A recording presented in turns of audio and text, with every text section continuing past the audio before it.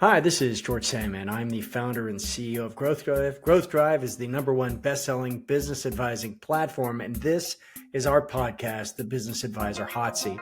Now, in the hot seat, you're going to hear from industry leaders, thought leaders, your colleagues who are going to share tips, techniques, war stories about building a thriving advisory business based on delivering client wins. We're going to get into it. We'll get into it about the Growth Drive methodology, the Clarity software, what we see out in the world, so much more than just the system. And I'm also the author of The Growth Driving Advisor, which is based on over a decade of being an advisor to advisor, working with you and your colleagues, helping them build their practices, helping them through client engagements, and it's really proven strategies for leading businesses from stuck to best in class. Check it out. So strap in. We're going to light this up. Here we go.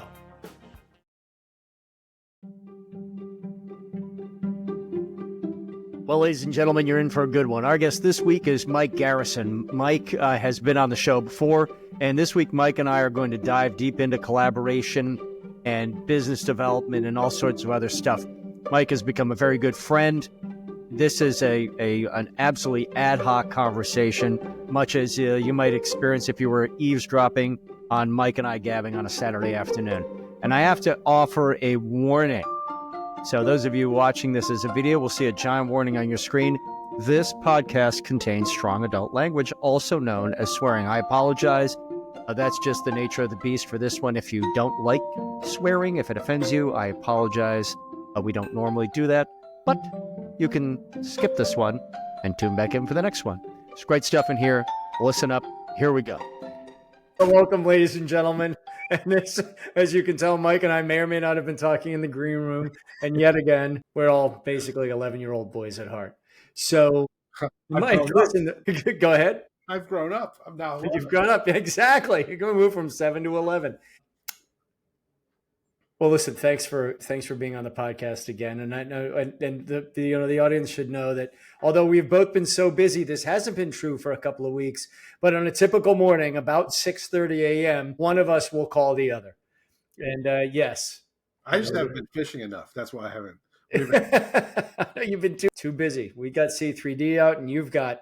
Well, let's talk about that. Let's pick up on our conversation from Sunday, which is when I said, "Oh my gosh, we should be recording this. Let's get together this week and record it." So on Sunday, we were talking about. No, you're doing the reprisal, and then I am throwing dynamite in the pond. Well, there are several topics that I'd like to reprise. So, one of them is breaking through. How do we decode? How do we all agree that we should collaborate, right? We all agree that we should be introducing the right professionals into our clients, and we all fail to do it. You know why? Because that we is really small. Well, it's sorry. Go ahead. I'm Calvin and you're Hobbs. But anyways, like the population that agrees on that is infinitesimally smaller than you or anyone else listening to this actually realizes, right? Because most people don't. Most people talk about it. But that was where we started Sunday, where I got a little frustrated because I love you and you're not making enough money, which pisses me off. Like there's no such thing as enough. Right. I mean, no, but seriously, right?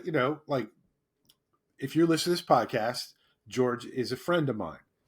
I am a client of George's, and I have incredibly selfish reasons why I want George to be wildly successful.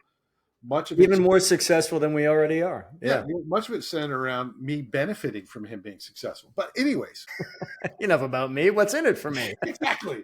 My two favorite subjects, me and me. But seriously, like so like if you look at what if you're in a real referral relationship and you're listening to this, this is how you know. When your friend calls you up and basically bitches you out for not making enough money, not being focused enough on growing your business. Would you agree, George? I would agree with that, Mike. And I want to zero in. When you called me, and expletive omitted, you're allowed to swear on my show. I'm probably not. But when you called me up and bitched me out about was, hey, you are putting out an incredible amount of email, social media, podcasts, blog articles, long form, short form. And we crank out a lot of really good stuff, and a lot of work goes into that. And you said essentially stop. You would, and so pick it up from there. I basically said, like, did you actually You didn't basically say, you said, what the are you doing? Yeah, I said, did you read my book? Do you think I'm full of shit? Like, why the hell aren't you doing anything I taught you? Right? Yes, I read your book. And you were like, it was kind of abrasive. You were walking your poor defenseless dog at the time, and you were silent for about 25 seconds, and I was actually able to like marinate in that silence, knowing the agony you were going through. And then because I had to make the record skip. You were stuck. Dick, dick, dick. And I was like, everyone's lying to you, audience. If you're here listening to Growth Drive, it's because you give a shit about companies being able to transition successfully. You care about companies being able to grow, and you are trying to figure out how you can help them do that better. And the only way you can do that better is if you talk to enough of those companies. And if you keep sending emails and doing all this AI bullshit and doing all this other crap, and you're not building your referral network, you are not going to likely succeed. It's not whether you will or will not. I'm talking about probability of success. Referrals win with business owners because you can talk to them when they're not looking to buy, and then you can accelerate their buying process. You can become the vendor of choice. As Jonathan Goodman says, the obvious choice. But if you don't do the freaking foundations of a basic marketing campaign within referral context, you are taking the world's most powerful marketing system and you are betraying it to a haphazard, random act of marketing. And let's zero into that. Not passionate. No, you're not. No, you lack passion. I think you're going to have to figure out how to care. I'm going to amp it up. That's what I'm doing, energy drink. And you're drinking an energy drink. Well, I've switched to water, but I did just have a double espresso. Ooh. Hey, now marketing is important, right? So we put out the coffee clutch because it's great stuff and it's very low friction for us. We record it. Catherine spends 4 whole minutes gluing on an introduction and an exit and pushes it out on Transistor. Great. Now, this podcast is going to take some heavier lifting, and my long form blog articles, there's a lot of thought that goes into those long form blog articles. And we have another one coming up on a topic that you and I should probably discuss during this conversation. That stuff is important. And anyone who's in the Growth Drive world has figured out that we have now gone and condensed all of our marketing into one email a week. Unless you're being invited to something specific with a curated message for something that you have asked to be part of, you're just going to get a once a week summary, 3 things once a week. That is all great. I do not rely on that for our leads. We do get people joining the community based on that activity. And we do end up with people being interested in the Clarity software and the Growth Drive methodology and process. But that is not where we get most of our new business. We get most of our new business with people saying, hey, man, you really ought to talk to George and check out Growth Drive. And when an email introduction, typically, nobody uses the phone anymore, and they should. But your point is a really good one, because what I have failed to do is to re-architect our marketing strategy to more effectively and in a process-driven way harness the power of referrals, which brings us to where we are in this conversation right now. Yes. And so, like, when you get down to it, and the other thing is, like, the 3 questions that have to be answered are, why should I meet with you? Why should I buy? Yes. Why should I refer? And there is only one audience that can answer those questions the best, and that is clients. Like, if you're listening, watching, transcribing, whatever you're doing, if you are just emoting this into the world, like whatever, however you're getting this information, that's the freaking secret. And George is not doing enough with love to get referrals from his clients. He's not doing enough, right? And what I'm specifically not referring to, and I'm thinking of a couple of knuckleheads, what I'm specifically not referring to is becoming a incessant, inveterate professional beggar. Yes. I use the word inveterate. I don't know if it's correct, but I felt really like I felt good when I used that word, even You though I'm feel not sure. professorial. Yeah, yeah. I mean, it was a little dopamine kick from my perceived intelligence. So the point being, right, is what people don't get is that you have to decide if you trust referrals or not. I mean, like it's like the triggering event in exit planning, which we don't want to talk about. We want to talk about growth because the best exits occur after or during growth. Yeah. Like, right? Like exit planning is important, but if you're going to get business owners interested, or if you're a business owner, like you want to sell your company, or would you like to grow your company? They're probably going to want to grow. And so here's the deal: you need to, number one, ask your clients, and this is where you have to pick up the phone. You can't text this, you can't email this, Yeah. you can Zoom it, right? But you have to ask your clients how they're referring you. And that, George, that is your assignment. I want you to ask clarity, forget the community. I want you to ask people that are in C3D or are clarity people, ask them how they're referring you. This is a really nice way of figuring out if they are referring you. You know, it's interesting. Don't ask them if they are. Ask them how they're referring you.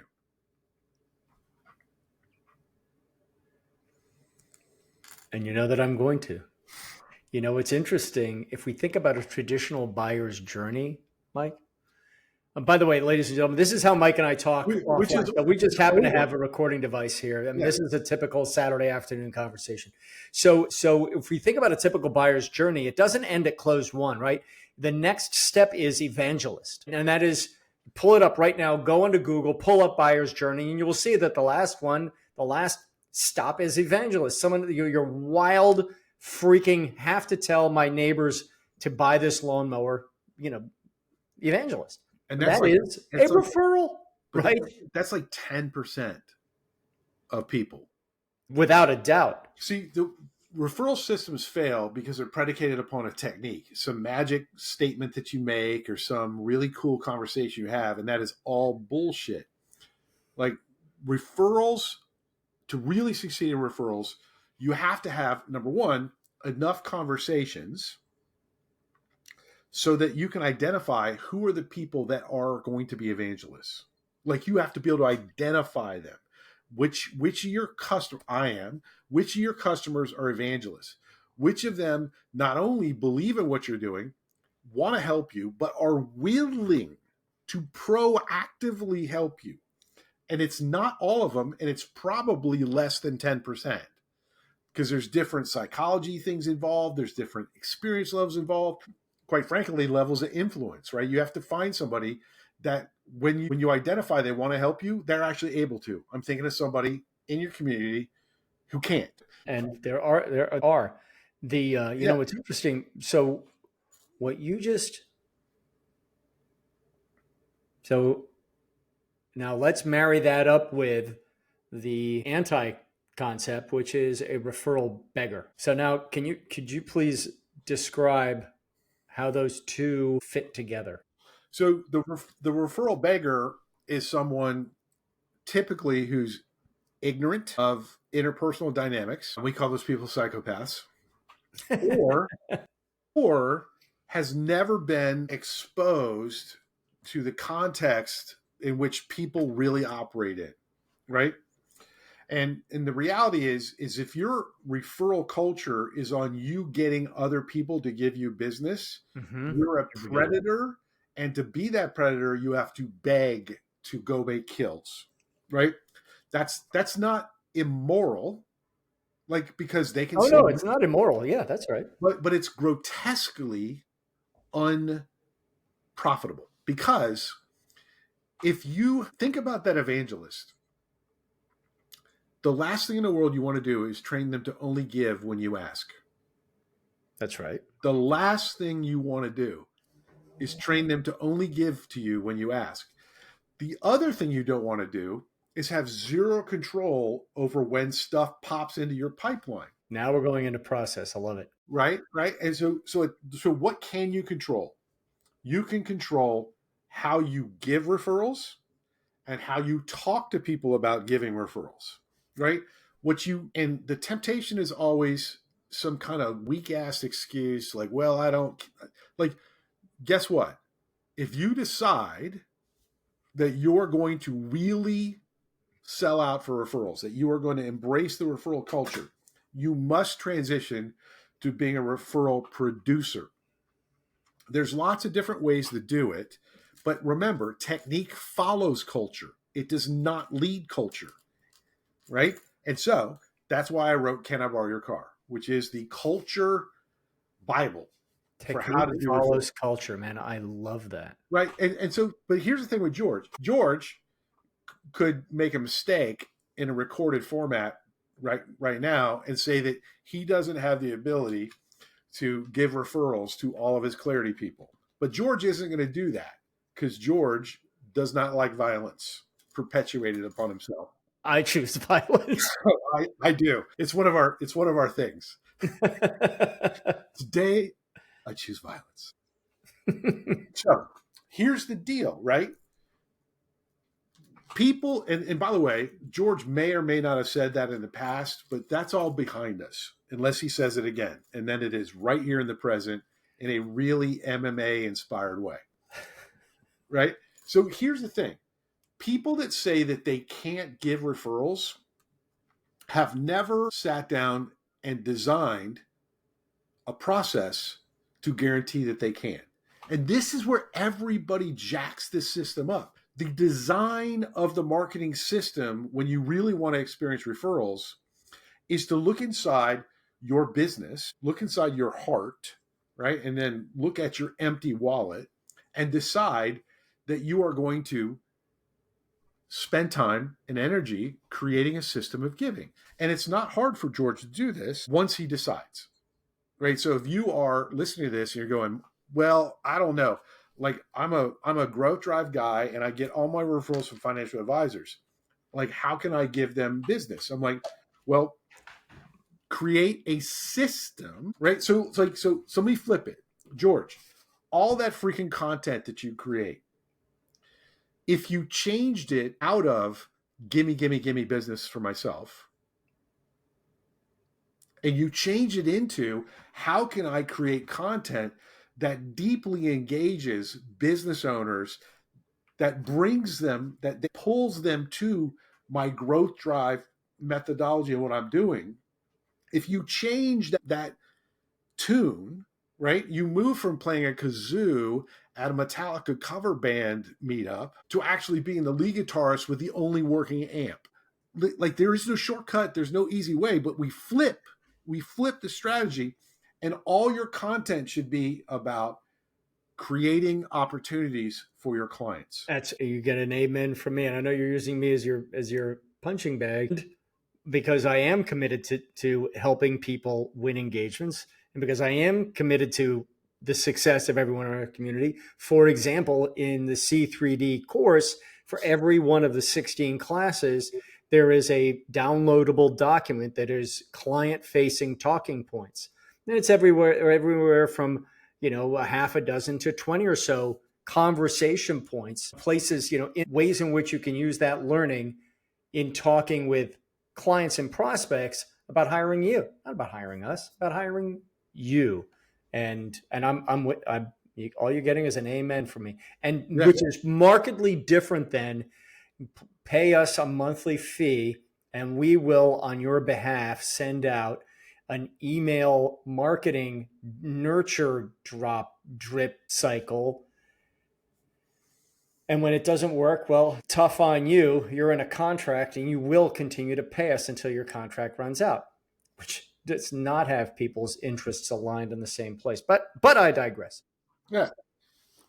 So that's part of it. The other part of it is, when I say you, I'm not just picking on George, I'm picking on anybody listening. You got to be freaking interesting to meet with at the top of the funnel when the client is not in the buying process. Because guess what? Conservative estimates in the B2B, which is what we are talking about right now, B2B sales to business owners. Conservative estimates is that a buyer wants to go 80% of the buyer's journey without ever talking to one of you people. They are, and AI is like, hell yeah, man, hold my beer. I'll do that for you. Right. And so like, if you're trying to get inserted into the buyer's journey through chatter and AI technology and spamming crap, you are a fool. Right. Because number one, the only way that works is if you buy advertising. Buying advertising is the big game changer. That's the deal. Like if you're relying upon organic content to do lead gen for you, you're an idiot. You're an absolute idiot, and you are the client. You're the product that LinkedIn's selling, that Facebook's selling, that Instagram, TikTok, you name it. If you are going to rely upon content to get you business, you bet you have to pay for advertising, and then you have to deal with all of the consequences of the goodness of getting leads, right? Which means you're going to qualify after they contact you. With referrals, we do all our work at the top of the funnel. We qualify clients often before we ever meet them, and then we get introduced to them at the top. So here's the thing. One of the things I said to George is you got to be interesting for your best prospects. And so like, and do you mind if I share my observation? Please. So like the best prospects for George to sell shit to are financial advisors because they make more money than most consultants, period, as an industry, right? They make a lot more money and they have great multiples, deserve it or not, right? And so like they've got money. But the problem with financial advisors when they look at a software like Clarity to drive growth, the problem is they don't consider themselves to be business consultants. So like there's this disconnect that George has. Well, they're interested in talking to you, but they're not interested in buying necessarily because they don't want to be a consultant. And so my challenge to him was like, we have to create a conversation. I was hoping you'd bring this up. Yeah. That all of his referral partners have to want to share. Remember telephone, right? Like you've got to create something that other people want to disseminate. It's got to be a good sermon. So what is the sermon that, number one, will eliminate people that aren't serious, which would be a significant portion of most financial advisors? Okay. That doesn't mean they're not good people or they're not credible. It just means that they're not focused on business owners. Okay. And most of them shouldn't be. It's more complicated, right? So if we're looking to get the attention of and be relevant to the financial advisors that are interested in the exit value pipeline in their client base. And so if you're a financial advisor or you're a growth driver or you're a value advisor, or insert the 18 different names for people that are consultants. Insert branding here. Like, here's the deal. Financial advisors that have business owners and clients need to, A, be able to quantify with as much clarity, I used it shamelessly, as clarity and accuracy as possible what the future exit value is within their current business owner clients' businesses. And Mike, that is a question that you force your clients and prospects to answer. Yes. Like, I want to know what your freaking business is worth right now. And then I want to know what you, either need it to be, which is less attractive. And Mike, here you're talking to the person who owns a wealth advisory firm. What your business is worth today. So you're not referring to a business owner out there, a client. You're talking about the wealth advisor. Well, I only work with business owners that are wealth advisors, right? There you go. Perfect. So like, well put. What's it worth right now? So most recent client business right now, conservatively, we're at 25 million. Okay. They want it to be 280 million. Okay. If I was a financial advisor and that was one of my business owner clients, I would have two separate points of information that are absolutely critical. If I was the financial advisor and that was a guy that owned a plastics injection molding company. Present market value with some degree of confidence, 25 million. That's a really important number. That means that when I'm doing a freaking financial plan for that business owner, I need to be working off of that number for right now. Additionally, if they want it to be worth 50 million in 5 years, that is so I've got 2 future potential exit value pipelines. I've got current, so I'm looking at 25 million, and then I've got 50, 100 or whatever. We just worked through this with some clients of mine out in Detroit. And we came up with, it's complicated, but we came up with like 150 million. Hell yes. The goal, now I know where they want to get to with their business they own. The goal is for them to be $100 million a year in revenue as a financial services company. So right now we are designing what that business has to look like to A, deliver those revenue numbers, and B, have them enjoy it. So those of you watching this on video rather than simply listening can see that I'm hopping from foot to foot. And this is why, and I was just on a call with Francis, a video call with Francis Brown, recently formerly of Brown Advisory, no relation, and about to be of very cool other firm, formerly of KeyBank, formerly of Francis is the man. And there's something that we zeroed in on, and he's going to be on this podcast, hopefully with another one of our wealth advising members to talk about this exact thing. Now, Mike, you just said that they are talking to their client who is currently worth 25 million and getting them to focus on becoming worth 50 million, because as a wealth advisory, that is going to have a profound effect on your business owning wealth advisors' personal wealth, right? Period. Fabulous. Now, the question we should be asking, what is the big mistake out there? I am a wealth advisor. I say, hey, Mike, do you own a business? Yes, I do. Do you have an exit plan? That is not the most intelligent and informed question I would posit that you can ask. And changing it to, have you ever considered exit planning? This isn't an improvement. What you should be asking is, that's fascinating. Are you involved in do you have a strategic plan? Yes, I do. If they don't, you can carry on anyhow. And here's the gold, does your strategic plan consider, focus on, look at, plan for, identify the future transferable value of your business? Does your strategic planning consider the future value of your business? No, it doesn't. Well, isn't your business going to fund your family's well-being? Yeah, but I'm back up on that. Well, I'm on a tear. I can't back up, man. I'm out of the stable. You're on the frontage road. You went onto the frontage road. That's me.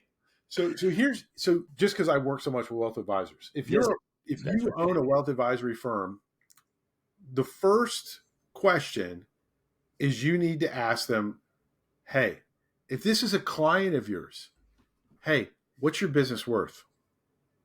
That's the first question. And then ask them how they got that number. Right, because I'm talking within the fiduciary regulatory environment. Like you when you step over and start talking about business value, you need to make sure that you are not putting into a financial plan a number that your client just spit off. I would say, hey, do you have dark matter, a written copy of a valuation? Do you have something that did that? Now, a lot of advisors aren't comfortable doing that, and I get it. That's okay. I get it. But don't pretend that you're doing a good job as a certified financial planner if you don't have a demonstrable current value. And I would never talk about future value until I knew exactly where we were today. That's an interesting take. Because here's the deal. You don't know if that business owner is going to make it home tonight or not. And you're a douchebag if you don't operate within a reality parameter. Like, I am sick. I've had it with all these pie in the sky consultants. Go die in a fire, right? Like, let's get clarity, because that's what the software freaking does. Module 1, level 1. Let's get clarity on what the transferable value is right now. Then we can start looking at not only what would you like it to be, but how do we get there the best possible way. But when we're talking as a financial advisor, we have to make sure that we are being a fiduciary every step of the way. And I want to be very clear to everyone listening, neither Mike nor I are suggesting to you wealth advisors, 99.5 of wealth advisors, that you become involved in strategic planning, in business growth. Ixnay. No, you're having, no, we're not suggesting that at all. But what might we suggest? Be a terrible error on your part. Terrible. Number one, it's not the highest and best use of your time. Yeah, you're going to make less money. Yeah. Like, let's be honest. Like, the trade-off of being in a highly regulated, right, compliance-driven environment is that you make more money than everyone else that helps that business owner. Not only do you get paid on the way up, you get paid after the exit. So you're the most accountable professional. Like, no one else at that table is counting on and is going to be judged based upon how that exit was successfully done and what your client's experience is after transferring that business. Yes. Which is why you need to know your shit now. Well, and so this brings us to my 44 for 2, or 2 for 44, which is wealth advisors have had such a, by and large, I'm just going to make vast generalizations, but this is based on 2 workshops, one of which you led, 44 wealth advisors total, 2 of whom timidly put up their hand when asked, would you introduce a business advisor to your client? So over 42 said no, 2 said yes. You know, those are not good odds. Business advisors, what are we doing wrong? That's a topic for another podcast. But if you want to start fixing it as a business advisor, you go in, you use Clarity Level 1. Please run the equity value planning module with your client. Please run the risk module with your client.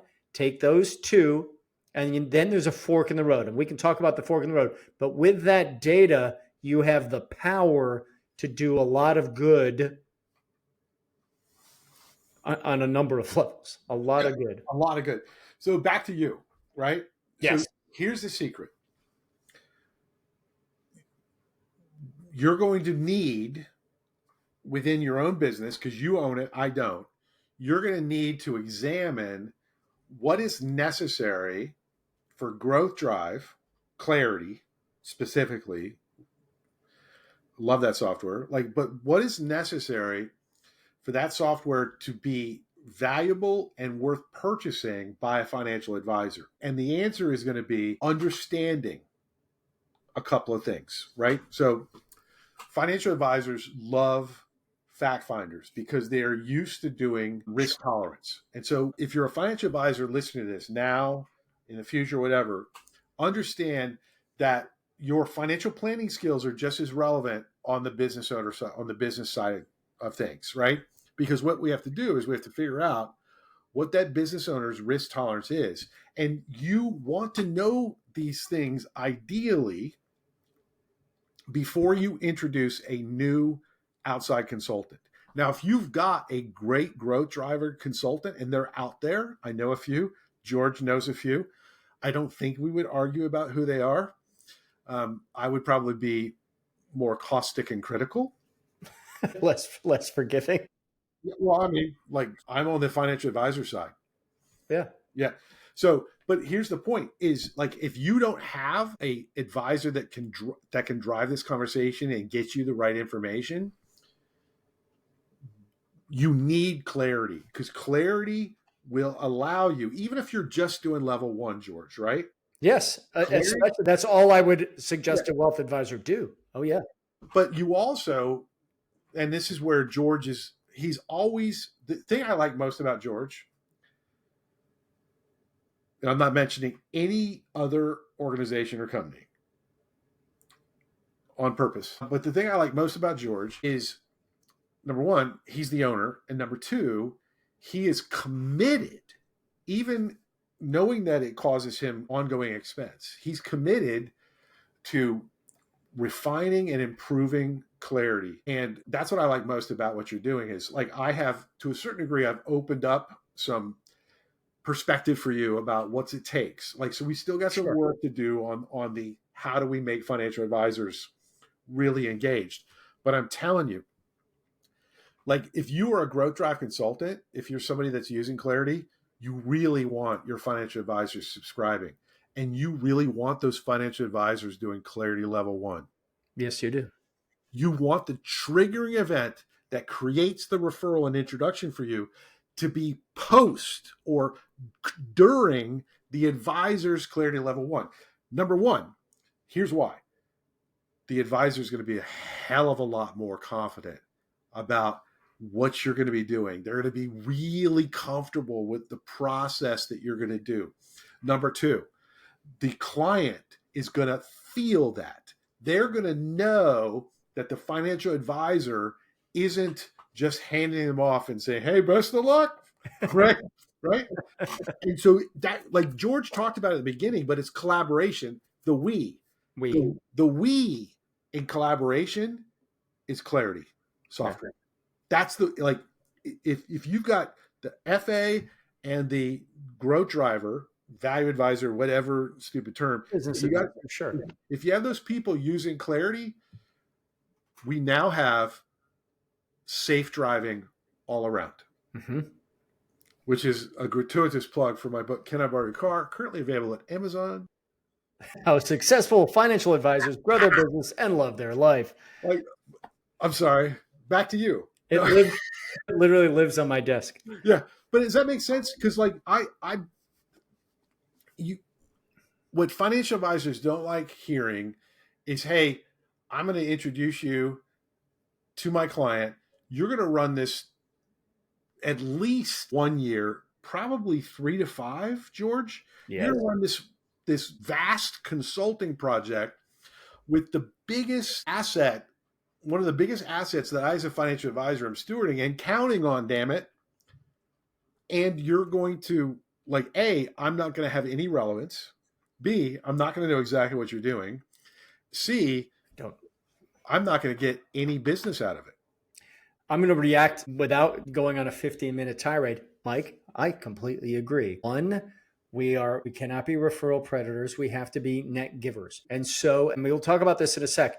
If you use the protect value module, which identifies immediate revenue opportunities for a sophisticated wealth advisor right now at the front end of the engagement, never mind and one day the business will sell assets under management. Right now, today.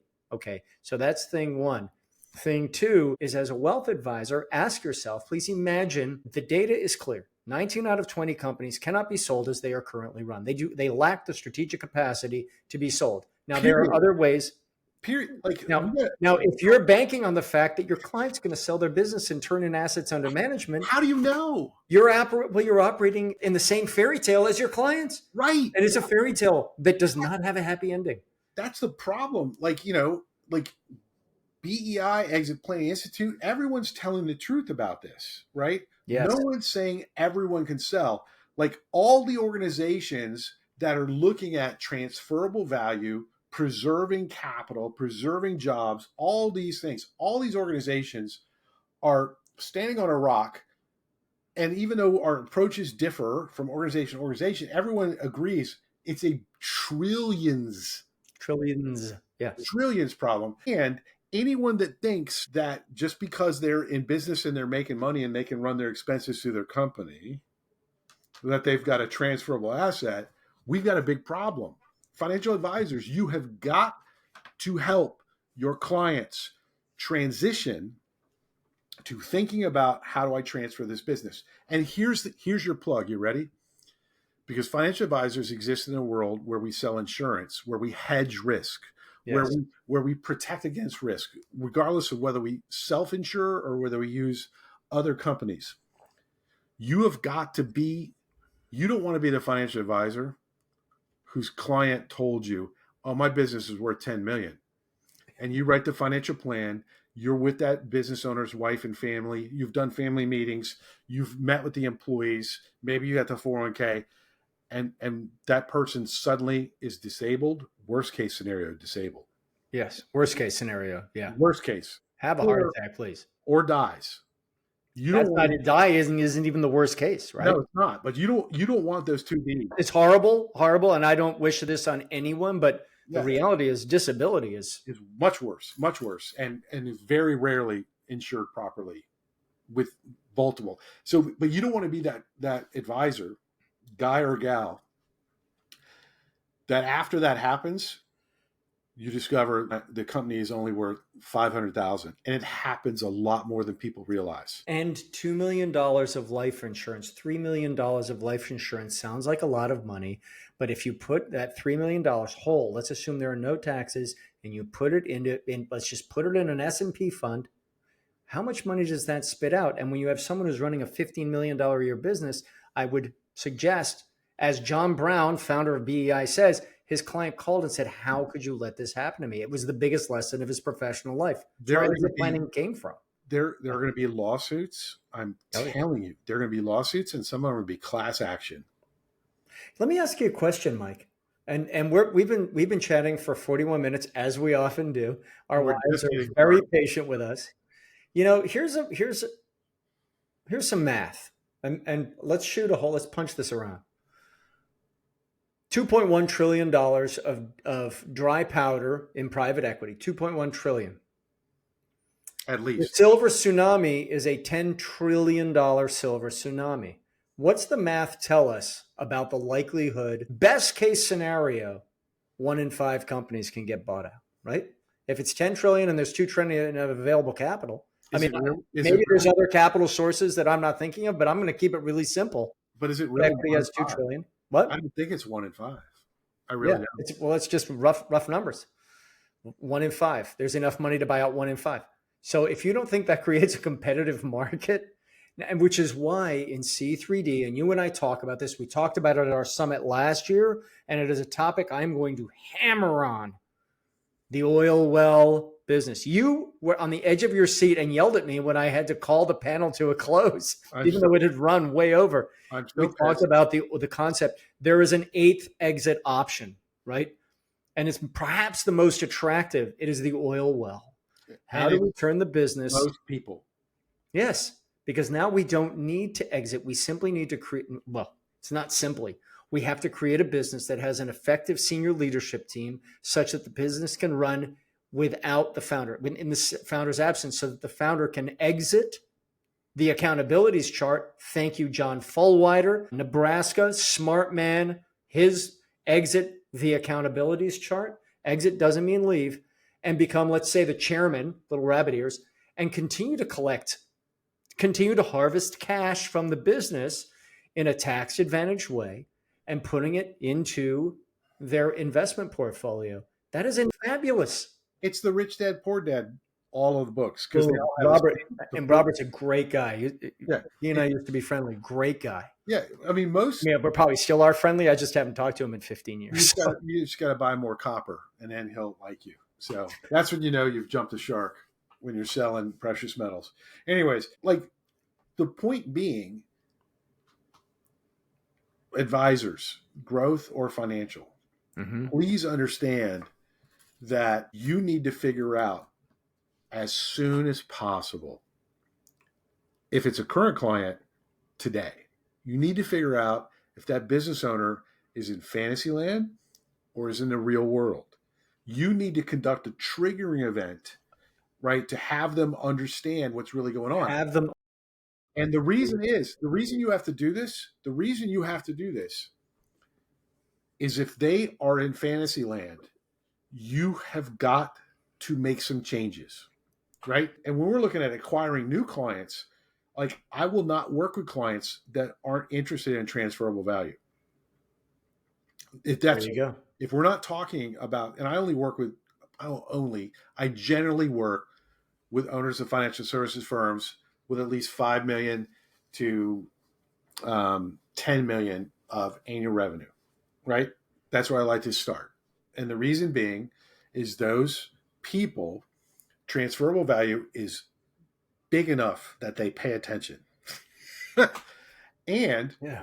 and I will tell you, and this is terrifying, 50% of the time, 50% of the time, George, when I talk to business owners of financial services firms in my just general top of the funnel meeting, I discover they're under. It's fascinating.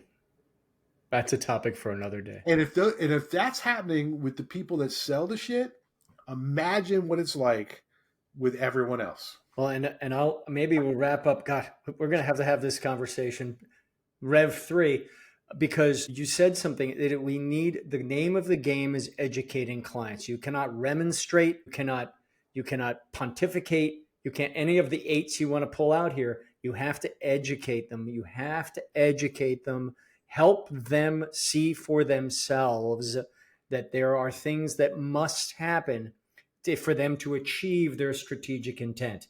And as a wealth advisor, I'm putting words in your mouth, but as a wealth advisor, you should care very deeply about that exact issue. You should care very deeply about educating your clients about the transferable and transferability of the value of their largest asset.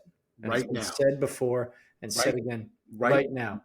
And if you're a business advisor listening to this and you want to become relevant to wealth advisors, who, by the way, are the number one rated advisor by business owners, period, you should either be demonstrating your relevance to their existing wealth advisor, saying, hey, by the way, you've never talked to Jane about, or saying, well, if you don't have a wealth advisor, would you be willing to meet Mike?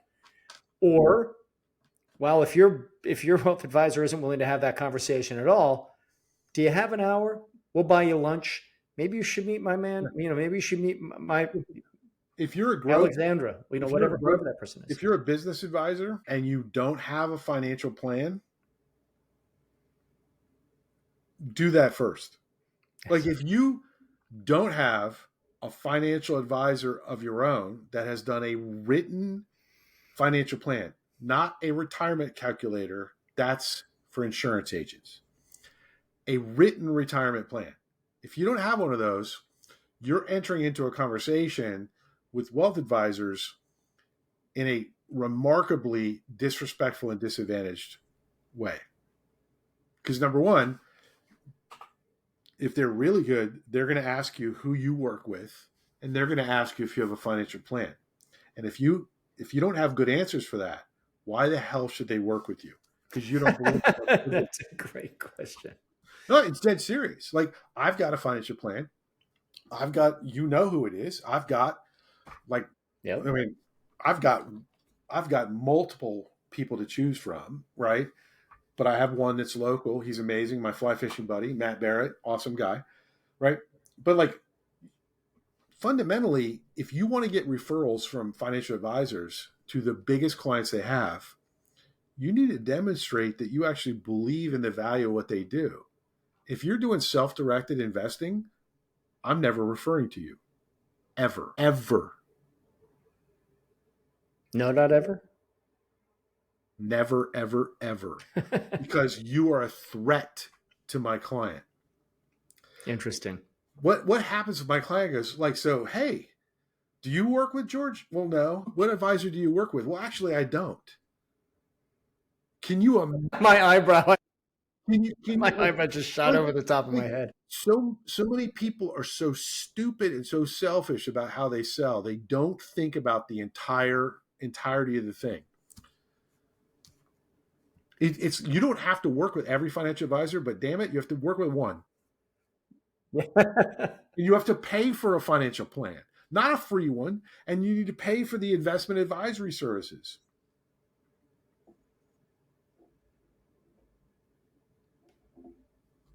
That's a new one. That is a new one. And I think you just dropped the mic. This was a fun conversation. We're at 50 minutes, and I'm gonna have to call it. This is a great conversation. And by the way, very much like, I forget that we're actually recording this, very much like a typical Tuesday morning or Saturday afternoon. Great stuff, Mike. Thank you very Yeah. much. And thank you. Thanks for everything. Yeah, man. Yeah. Yeah, man. Go buy How my can I book. help you? Oh, sorry. What? One more time? Go buy my book. I'm telling you, like if you want to sell to financial advisors, buy the book. It is part of the C3D package for a reason. You are one of the C3D faculty for a reason. And thank Good you. stuff. And I really, really appreciate it. Okay. Seriously, if you're a growth driver and you haven't referred George to somebody, A, you suck. B, don't suck. Infomercial. Thank you. Okay, I'm gonna pause the recording. Don't go anywhere, Mike. But before I go, thank you very much, man. Always a pleasure. Always a gas. This episode is brought to you by the Growth Drive Summit. Our theme this year is building a profitable advisory business.